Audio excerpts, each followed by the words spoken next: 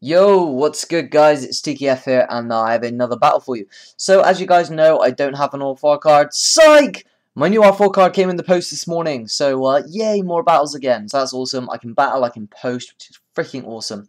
But anyway, this Sapphire is obviously not mine because I don't have any because I can't post.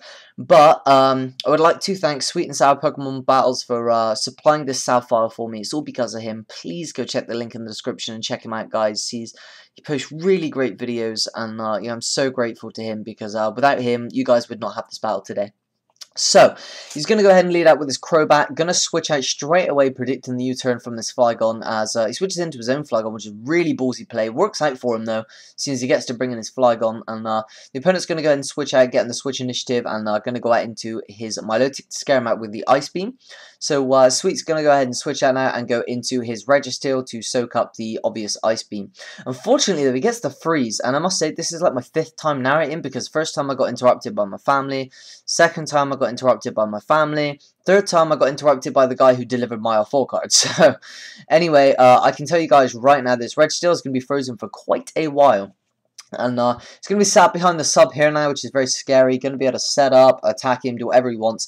And he's actually going to go ahead and set up to +2 with this nasty plot here, which is quite worrying. Although, the only thing on Mismagius is likely to have to hurt a Registeel is going to be the T-Bolt, seeing as the stab Shadow Ball is going to be resisted. So, he does indeed go for the Thunderbolt right here. It does a decent amount of damage after +2. I'm guessing this is a specially defensive Registeel. I could be mistaken.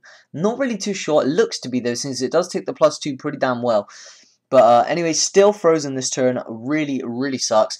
And the Mismagius is going to see this as an opportunity to set up with another nasty plot, which is now going to put it at +4.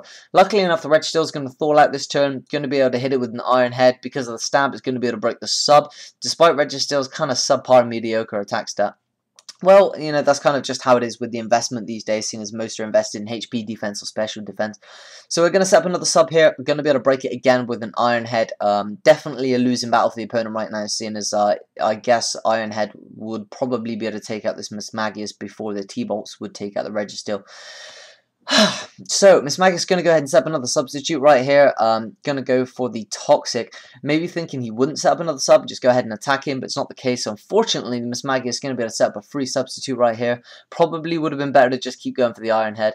But going to go for the T-Bolt right here from Mismagius now. It's actually going to get the Power Hacks. And this is really unfortunate because if the Registeel should get Power Hacked on a turn he wants to go for Iron Head, Mismagius is going to be able to set up a free substitute. And what that's going to do in the long run is say the Mismagius gets behind a sub and the Registeel's at low HP. If the Registeel gets power hacked like this and can't break the substitute, then that means the Mismagius is going to be able to kill off the Registeel and still be behind the substitute, which means whatever poke the Sweet wants to bring in is going to be well, it's going to have to be able to take a hit in order to break the sub, and if he can't live that hit, then he's going to end up wasting another Pokemon. So it comes down to luck right now.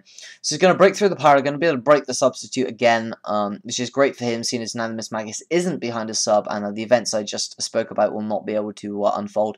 So he's going to set up another substitute here, as goes for another Iron Head. Kind of stally, kind of should have sped this up a bit more, I do apologise guys, but going to be able to break this up like I said. And with the lefties, you know, it's only increasing the amount of substitute this Mismagius is going to be able to set up.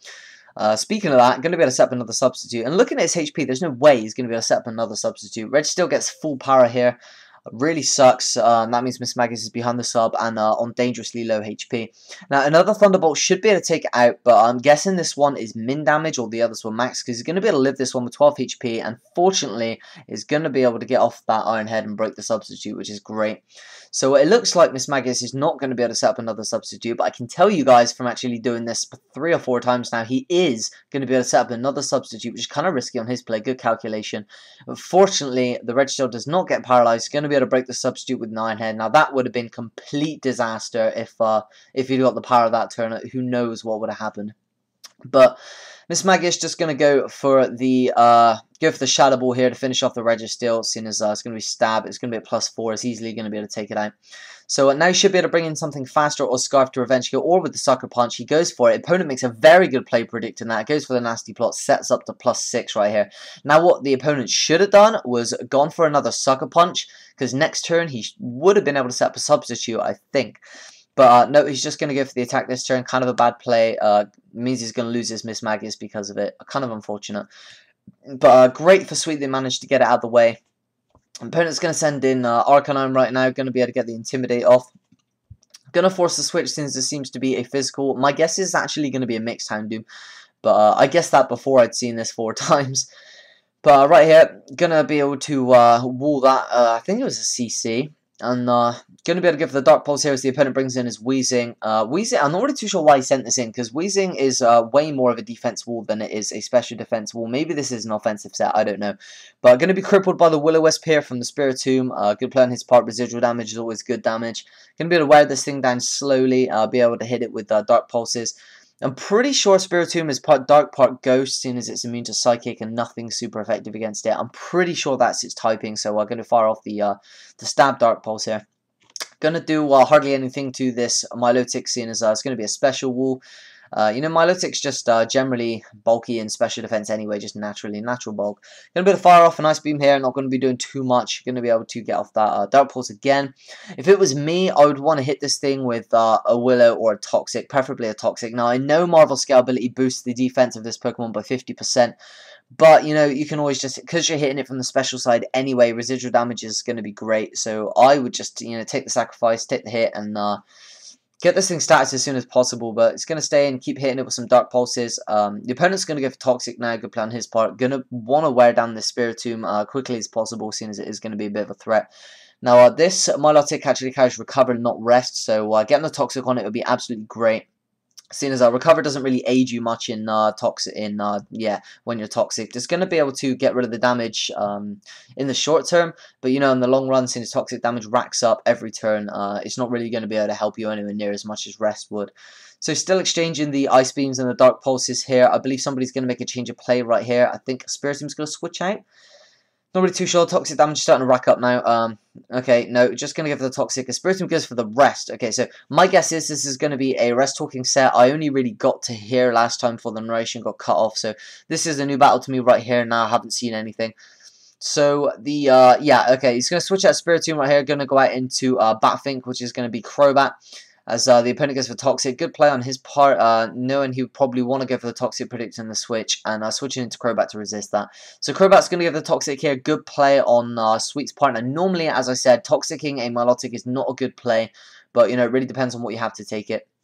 So Milotic's going to go ahead and recover the damage here. And which is great because, you know, now Toxic is going to start racking up from full HP, which is definitely an advantage.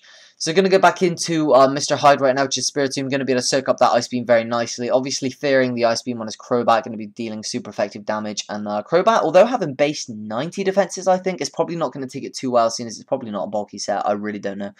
So going to be able to switch out his Milotic right here and bring in his Bisharp. I'm guessing to, I'm not really sure why. But goes for the Sleep Talk here, and unfortunately gets the Rest. If you'd got the Willow, that would have been absolutely amazing. Actually, I have seen this part of the battle, and you see something very unfortunate in a minute. So he's going to set up the Sword Stance with his Bisharp, and that is very bad, seeing as it gets the Stab Iron Head, and it also gets the Stab Sucker Punch, being still Dark type. That is very unfortunate. I hope this is still Dark type, and I didn't just mess up. I apologize if it's not, but I'm pretty sure it is.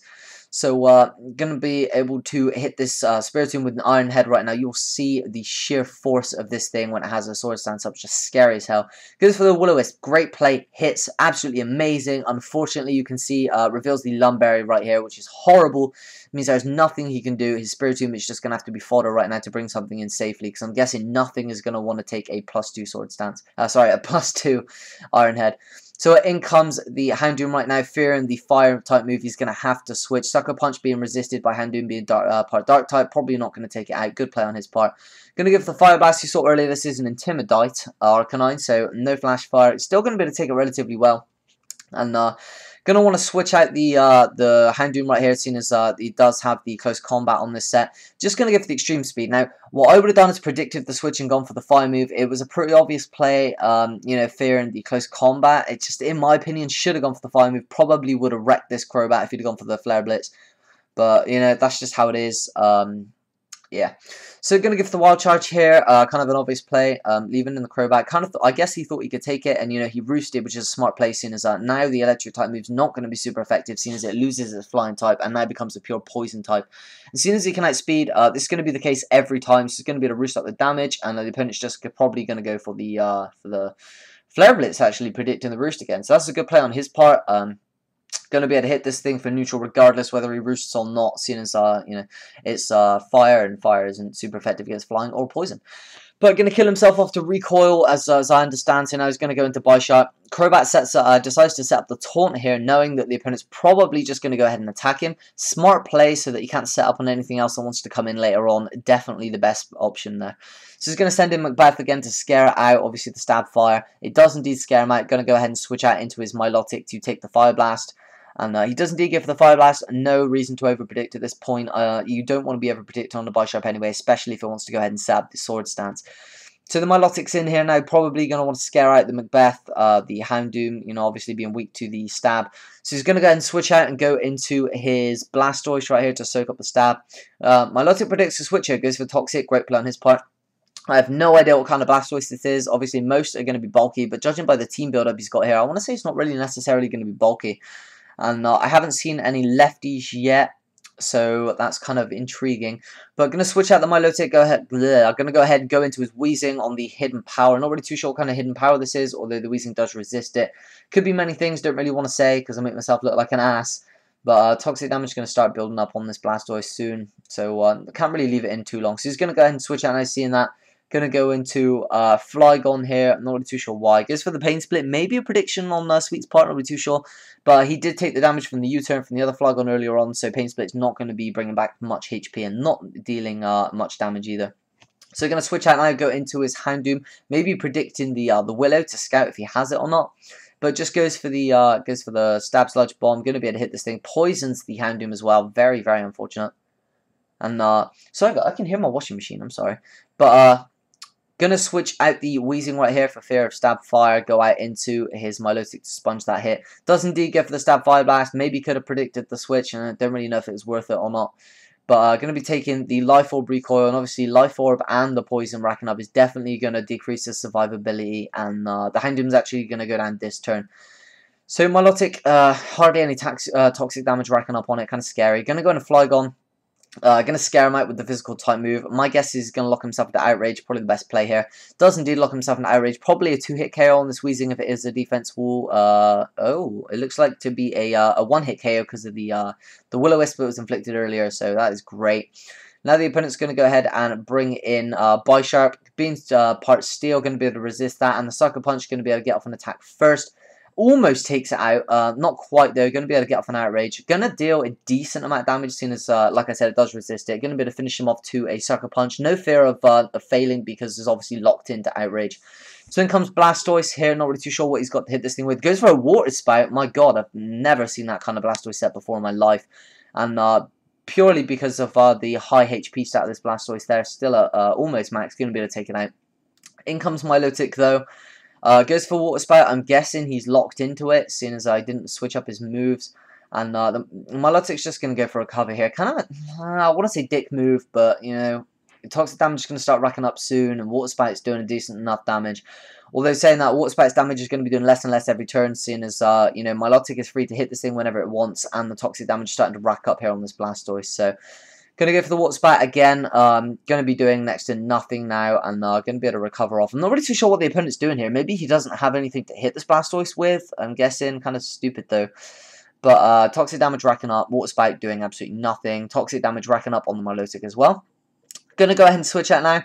Going to go into Flygon, knowing that the Water Spout is going to be resisted, being part dry. Oh, sorry, it's not going to be resisted because it's also part ground, being Skyped. And I think that's the first time Skype's gone off in any of my videos. But the offensive Flygon here, opponent's Flygon is just going to lock himself into Outrage, and that will take out the Blastoise. So thanks for watching, guys. Again, I really appreciate the battle, Sour. I really, really appreciate it. I really do. So, new R4 card, guys. I'll be getting some battles in for you. I really appreciate the South file. So, please check him out, guys. You know, we wouldn't have this battle if it wasn't for him. And please leave a like rating if you enjoyed. And I will catch you guys later on. Touche.